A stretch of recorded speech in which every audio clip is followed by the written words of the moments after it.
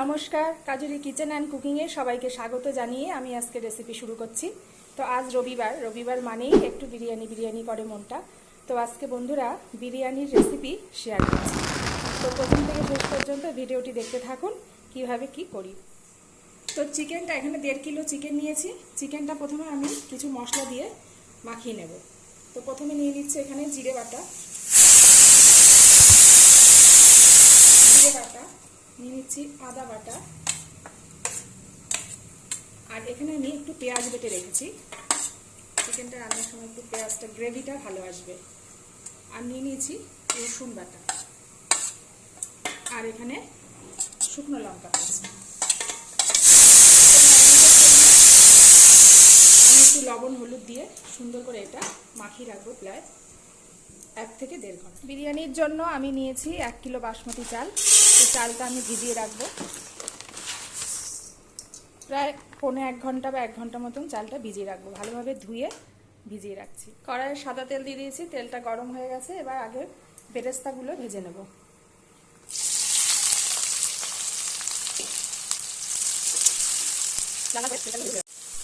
দিয়ে দিচ্ছি একটু লবণ,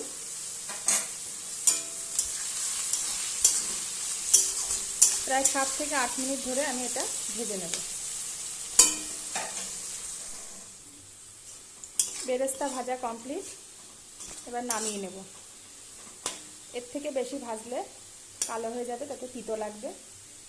তো এরকম অবস্থায় আমি নামিয়ে নেব। ওই তেলেই আলুগুলো ভেজে নেব।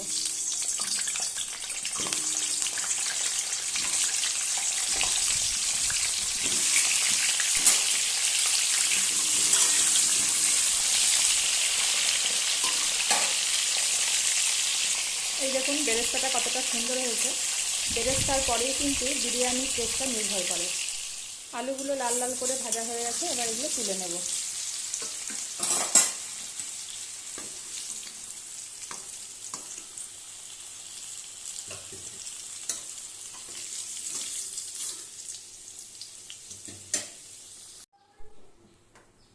এবার দিয়ে দিচ্ছি 2টো শুকনো লঙ্কা ফোড়ন,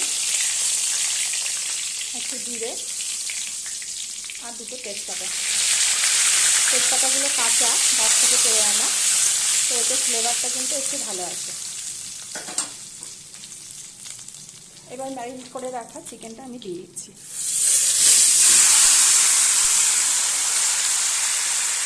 আজকে সমস্ত মশলা আমি এখানে মাখিয়ে রেখেছিলাম। পেঁয়াজ, আদা, রসুন, শুকনো লঙ্কা, জিরে সব পেস্ট করে প্রায় 1 ঘন্টারও বেশি এটা ম্যারিনেট করে রেখেছিলাম। লবণটা শুধু দিইনি, লবণটা একটু কষে আসলে দেবো, যেটা আমি প্রত্যেকবারই মাংস রান্না করে থাকি। তো এইভাবে প্রায় 5-7 মিনিট করে ঢেকে দিয়ে আমি ভালোভাবে মাংসটা কষিয়ে নেব। মাংসটা রান্না সম্পূর্ণ রেডি। এই দেখুন অনেকক্ষণ ধরে কষিয়ে রান্নাটা হয়ে গেছে। এবার বিরিয়ানির জন্য প্রিপারেশানটা নিয়ে নেব। এদিকে ভাতটাও বিরিয়ানি রেডি।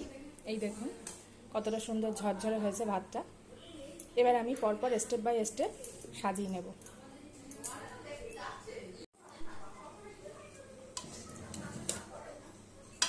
আমি এর একটা রোগান বানিয়ে নেব।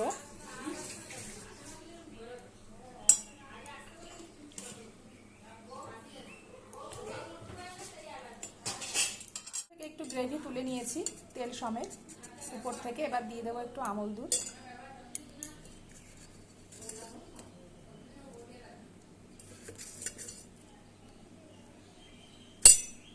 এবার দিয়ে দিচ্ছি 1 চামচ মতো চিনি।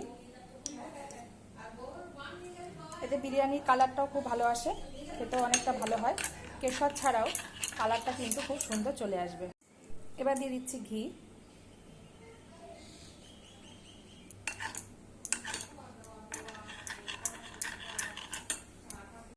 এবার অ্যাড করব বিরিয়ানি মশলা।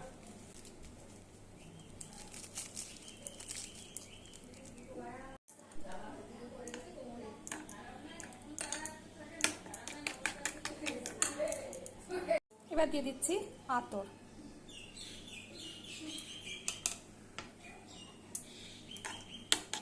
5 থেকে 6 ফোঁটা মতন দিয়ে দিয়েছি। বিরিয়ানি করব তো প্রথমে তলাতে একটু ঘি দিয়ে দিলাম।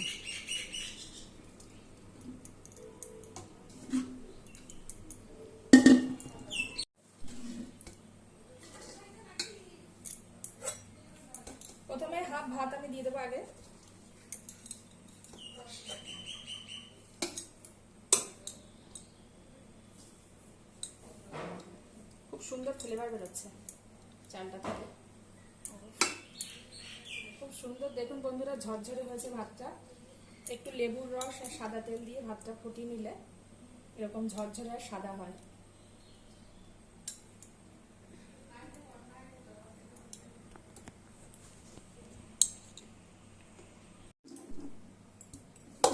একবারে মাংসটা পুরো ঢেলে দিয়েছি, এবার উপরে ভাতটা দিয়ে দেবো।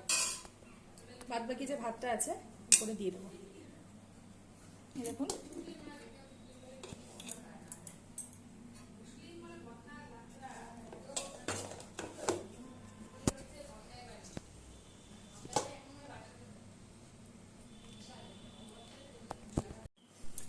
মাঝখানে দিয়েছি, মাংসটা দিয়ে দিয়েছি মাঝখানে, নিচে ভাত আর উপরে ভাত দিয়ে এটা ভালো করে সাজিয়ে নিয়েছি। এবার আমি বেরেস্তাগুলো দিয়ে দেবো।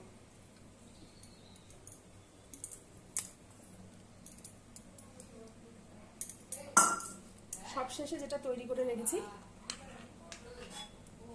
এবার এটা দিয়ে দেবো।